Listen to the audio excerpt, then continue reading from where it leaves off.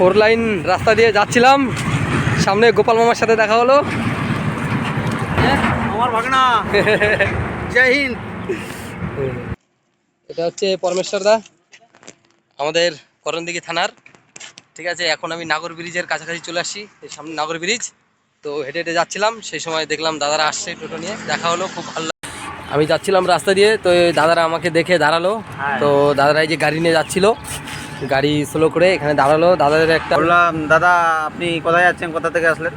আমি তো রসাকুয়া থেকে আসছি, আমি যাচ্ছি হচ্ছে নবদ্বীপ মায়াপুর ধামে, গঙ্গা নদীতে। কতদিন লাগবে যেতে? যাইতে আমার টার্গেট আছে 10 দিন, এখন যদি বেশি লাগে আমি হেঁটে হেঁটে যাচ্ছি। রাস্তায় দাদাকে দেখতে পেলে হেল্প টেলেপ করবেন।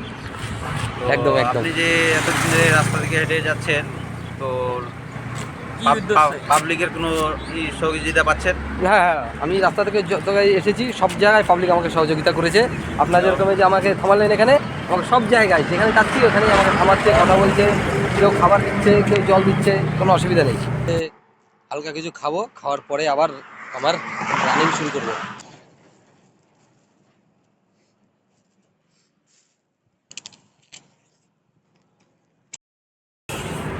রায়গঞ্জ টোল, এই টোল পার করলে কিন্তু বারোদুয়ারি, তারপরে রায়গঞ্জ।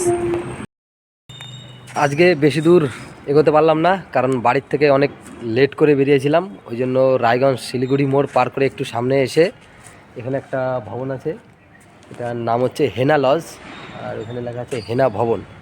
যাই হোক, তো এখানে একটা রুম নিলাম, তো টেন্ট পাইনি, ওর জন্য এখন আমাকে লজে রুম নিয়ে থাকতে হচ্ছে। তো যাই হোক, এখানে তো রুম পেয়ে গেলাম, সামনে কি হবে, কোথায় রাত হবে, রুম পাবো কি না, কী অবস্থা হবে জানি না।